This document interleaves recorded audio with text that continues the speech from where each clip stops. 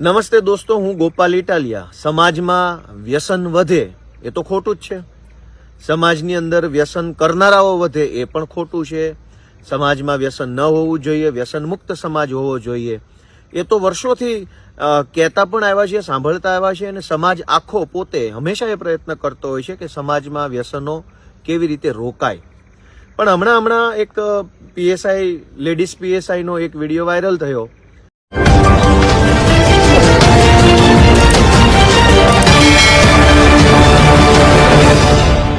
અને એમાં એવું કહે છે કે ભાઈ 10-15 લોકો જ્યારે રાત્રે પીધેલા પકડવા જાય ત્યારે એમાંથી 15 છોકરા પકડે તો 10 છોકરાઓ પટેલ સમાજના હોય છે, આવું એ કહે છે. આ વિડીયો વાયરલ થયો છે. પહેલી નજરે કોઈ માણસ આ વિડીયો સાંભળે ને તો એને આમ ડોકું હલાવવું પડે કે હા, વાત સાચી છે, આ તો બહુ ખરાબ છે, બહુ ખોટું છે, આવું ન હોવું જોઈએ. પણ સરકારી માણસોને આ સમાજને જ્ઞાન આપવાનો જે રોગ લાગ્યો છે, જેને નાની મોટી આલતુ ફાલતુ નોકરીઓ મળી જાય છે, એને પછી કીડો કરડી જાય છે સમાજને જ્ઞાન આપવાનો. કોઈ તલાટી બને, કોઈ કોન્સ્ટેબલ બને, કોઈ પીએસઆઈ બને, કોઈ ડેપ્યુટી કલેક્ટર બને, કોઈ મામલતદાર બને. અને એ બને એ તો ભગવાન એને સુખી રાખે અને ભગવાન ખૂબ ખુશ કરે, આગળ વધે. પણ સમાજને જ્ઞાન શું કામ આપો છો? કેમ કે આપણે કાચના ઘરમાં રહીએ છીએ. સરકારી માણસોની એટલી હિંમત નથી કે ગમે તેવું અધમમાં અધમ, જૂઠમાં જૂઠ, હળાહળ અધમ કૃત્ય થતું હોય તો પણ પોતાના ઉપરી અધિકારીને ધ્યાન દોરી શકે, સૂચન આપી શકે, રોકી શકે, એવી ઓકાત ગુજરાતના એક પણ સરકારી માણસમાં નથી. જ્યારે તમે તમારા ઉપર બેઠેલા અધિકારીને ખોટું કરતા રોકી નથી શકતા તો ગામને શું કામ જ્ઞાન આપો છો? લોકો જીવે છે પોતાની રીતે, સારું છે, ખરાબ છે, નથી બરાબર, એ બધું લોકો જોઈ લેશે પોતાનું, સમાજ જોઈ લેશે પોતાનું, સમાજના આગેવાનો છે, સમાજનું નેતૃત્વ કરનારા લોકો છે, એ જોઈ લેશે. સરકારી માણસોએ ક્યાં જ્ઞાન આપવાની જરૂર છે સમાજને? પણ પહેલી નજરે એ મહિલા પીએસઆઈનું નિવેદન એવું લાગે કે આ બહુ સાચી વાત છે, પણ એ નિવેદન ગેરસમજણ ભર્યું છે. પટેલ સમાજ વિશે નકારાત્મકતા ફેલાય એવું નિવેદન છે. ભાઈ, તમે નોકરી એવા વિસ્તારમાં કરો છો જ્યાં 90% પટેલોની વસ્તી છે, તો 90% એટલે કે સમજી લો કે કમસે કમ એ વિસ્તાર, સરથાણા જે તમે વિસ્તારની વાત કરો છો, ત્યાં 20 થી 25 લાખ પટેલો રહેતા હશે. એ 25 લાખ પટેલોની વચ્ચેથી કોઈ 10 છોકરા દારૂ પીતા મળ્યા હોય ને પટેલના હોય તો એ સંભાવના છે. 25 લાખમાંથી 10 માણસો એવા હંમેશા મળવાના છે. તો એ 10 માણસોને તમે આખા પટેલ સમાજ સાથે ન જોડી શકો. અને જ્ઞાન આપવાનો એટલો બધો બધાને શોખ શેનો ચડ્યો છે? નોકરા સરકારી કરવા છે, ગુલામી સાહેબોની કરવી છે, ભાજપના નેતાઓની ગુલામી કરવી છે, અને સમાજને જ્ઞાન આપવાનો ધંધો ખોલ્યો છે. સમાજની બદનામી થાય એવું. આ જ પીએસઆઈ અમદાવાદની અંદર સેટેલાઇટ વિસ્તારમાં કે અમદાવાદના શાહપુર વિસ્તારમાં નોકરી કરો તો તમને એક પણ પટેલનો છોકરો દારૂ પીધેલો નહીં પકડાય. તો બોલતા પહેલા થોડીક મર્યાદા રાખીએ. જ્ઞાન આપવાનો કીડો કડી ગયો હોય તો જ્ઞાન એવું આપીએ જે વાસ્તવિક હોય. 10 છોકરાઓ પટેલના પકડાય છે એવું એક મહિલા પીએસઆઈ કહે છે. 15 માંથી 10, 15 પીધેલા પકડો તો 10 છોકરા એમાં પટેલના હોય છે એવું મહિલા પીએસઆઈ કહે છે. તો 10 ની સામે 10 બુટલેગરો હોવા જોઈએ ને, દારૂ વેચવા વાળા. એ કેમ નથી પકડાતા? તમારે સમાજને જ્ઞાન જ આપવું છે, સમાજને ગુજરાતની નજરોમાં બદનામ જ કરવો છે. તો એવું જ્ઞાન આપો ને કે એ 10 છોકરાએ ક્યાંથી દારૂ પીધો એ કેમ નથી પકડતા? તમે તો બહુ મોટા સિંઘમ બનવાની કોશિશ કરો છો, ફિલોસોફી કરો છો કે હું તો છોડું જ નહીં, લોકઅપમાં બેસાડી દઉં. તો બુટલેગરોને બાજુમાં લોકઅપમાં બેસાડો. 10 છોકરાએ દારૂ પીધો હશે તો ક્યાંકથી ખરીદ્યો પણ હશે, કોઈએ વેચો પણ હશે. તો એવું કેમ થાય છે કે કાયમ પીવાવાળા જ પકડાય છે ને વેચવાવાળો ક્યારેય નથી પકડાતો? એ 10 પટેલના છોકરા જે તમે કહો છો કે ભાઈ અમે પકડીએ છીએ, એ 10 ને પૂછો કે ભાઈ ક્યાંથી ખરીદ્યો, પણ અને કોણે વેચ્યો, કઈ ગલી, કઈ મોહલ્લો, કયો ઘર, કયો વ્યક્તિ, કયો મોબાઈલ નંબર પૂછો. અને જેણે દારૂ ગુજરાતમાં વેચ્યો છે એને પકડીને પૂરી દો. પણ નહીં, ત્યાંથી તો હપ્તા આવે છે. તમને નહીં આવતા હોય તમારા સાહેબને આવતા હશે, તમારા સાહેબને નહીં આવતા હોય એના સાહેબને આવતા હશે. તો પછી પટેલોને બદનામ થાય એવું ભાષણો કરવાની ક્યાં જરૂર છે? અને પીએસઆઈ, મામલતદાર કે આજ બધાની ઓકાત ભાજપના નેતાઓ સામે શું છે બધા જાણે જ છે. ગુંડાઓ પોલીસનું માનતા નથી, બુટલેગરો માનતા નથી, ડ્રગ્સ માફિયાઓ માનતા નથી. અને શું સમાજને ઉપદેશ આપવા નીકળી પડ્યા છો? સમાજમાં આમ થઈ રહ્યું છે ને તેમ થઈ રહ્યું છે. એટલે પટેલ સમાજની અપકીર્તિ થાય, ખરાબ દેખાય એવા નિવેદનો કરવાની જરૂર નથી. ઇન જનરલ કોન્ટેક્સ્ટમાં આપણે એવું કહી શકીએ કે આપણા સમાજમાં વ્યસનોનું પ્રમાણ વધ્યું છે, યુવાનો ખૂબ અવળા માર્ગે દોરાઈ રહ્યા છે, બધા ધ્યાન આપે, અમે પણ એમાં મદદ કરીશું, એવા ભાષણો કરી શકાય હોત.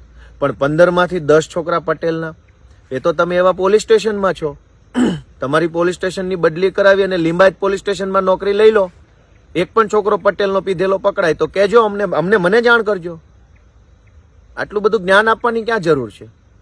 તમારી બદલી લઈ લો તમે ઉધના પોલીસ સ્ટેશનમાં, તમારી બદલી ડિંડોલીમાં લઈ લો, તમારી બદલી કરાવો તમે કોઈ એવા એરિયાની અંદર, વેસુમાં લઈ લો, નહીં પકડાય તમારે ત્યાં કોઈ પટેલનો. તમે જે એરિયામાં નોકરી કરો છો ત્યાં 25 થી 30 લાખ પટેલો રહે છે અને 25 લાખ પટેલોમાંથી કોઈ 10 છોકરા દારૂ પીતા પકડાયા હોય, એમાં આખા સમાજને ખરાબ ચિતરવાની જરૂર નથી. દરેક સમાજની અંદર 5 ખરાબ માણસો હોવાના જ, એ તમામ પ્રકારના ખરાબ ધંધો કરનારા હોવાના જ. અને દારૂ વેચવા વાળો કેમ ક્યારેય પોલીસ સ્ટેશનમાં નથી પકડાતો? પીવા વાળા હંમેશા પકડાઈ જાય, વેચવા વાળો ક્યારેય ન પકડાય. તો પીવા વાળાને તમે એવું રોજે રોજ જે 10 છોકરા પકડાય છે એને પૂછતા તો હો કે ભાઈ ક્યાંથી માલ ખરીદ્યો અને પકડો. અને હું તો ગુજરાતના ગૃહમંત્રીને વિનંતી કરું છું કે ગાંધીના ગુજરાતમાં દારૂ ક્યાંથી આવે છે આ મહિલા પોલીસને ખબર છે, પકડો એને અને એની ઇન્કવાયરી કરો એ લેડીઝ PSIની. પટેલ સમાજ વિશે જે જાહેરમાં ખરાબ દેખાય એવું ભાષણ કરે છે એની ઇન્કવાયરી કરો. સરકાર તો એવું કહે છે કે દારૂ નથી મળતો અને આ બેન તો એવું કહે છે કે રોજ રાત્રે 15 પીધેલા પકડાય છે. અને મારી બધા સરકારી માણસોને વિનંતી છે કે તમે એક નાની એવી મામૂલી સરકારી નોકરી એ ડેપ્યુટી કલેક્ટરની હોય તોય શું, ને PSIની હોય તોય શું, DYSPની હોય તોય શું, એક મામૂલી સરકારી નોકરી મળી જાય, નોકરી કરી ખાઓ, બાળ બચ્ચાનું ભવિષ્ય બનાવો, સમાજને ઉપદેશ આપવાનો ધંધો ન કરો રીલો બીલો બનાવીને. તમારું બુટલેગરો માનતા નથી, ગુંડાઓ માનતા નથી. એક મામલતદાર બની જાય તો સમાજના પ્લેટફોર્મ પર આવીને મોટિવેશનના લેક્ચરો આપો છો, પણ ગૌચર માફિયાઓ પાસેથી ગૌચર ખાલી કરાવી શકો છો. PSI બની જાઓ છો તો સમાજના પ્લેટફોર્મ પર આપીને ફિલોસોફીઓ કરો છો. બુટલેગરો તમારા વિસ્તારમાં બંધ કરાવી શકો છો, હપ્તા બંધ કરાવી શકો છો, દારૂના, જુગારના, સ્પાના, ઓયોના હપ્તા બંધ કરાવી શકતા નથી. તો નોકરો બોકરો મળ્યો હોય તો નોકરો કરી ખાઓ, 2 પૈસા રળો, ગાડી મકાન બનાવો, છોકરાઓને ભણાવો, સારા કપડાં પહેરો, આઈફોન બાઈફોન લઈ લો, મજા કરો, પણ સમાજને ઉપદેશ આપવાનો ઠેકો લઈને ન ફરો. સમાજને ઉપદેશ આપવા માટે સમાજે બનાવેલા રાજકીય નેતાઓ છે, સમાજને ઉપદેશ આપવા માટે સમાજના સામાજિક આગેવાનો છે, સમાજને ઉપદેશ આપવા માટે સમાજમાં કામ કરતી સામાજિક સંસ્થાઓ છે, સમાજને ઉપદેશ આપવા માટે સમાજના ધાર્મિક આગેવાનો છે. PSI હોય, મામલતદાર હોય, ડેપ્યુટી હોય, એ બધા સરકારની ગુલામી કરવા વાળા માણસો છે.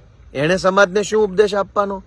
તમે તમારા સાહેબોને કહી શકો એમ છો કે આટલા વિસ્તારોમાં દારૂ વેચાય છે, આટલામાં ડ્રગ્સ વેચાય છે, આટલી જગ્યાએ દારૂ જુગારનું કામ ચાલે છે.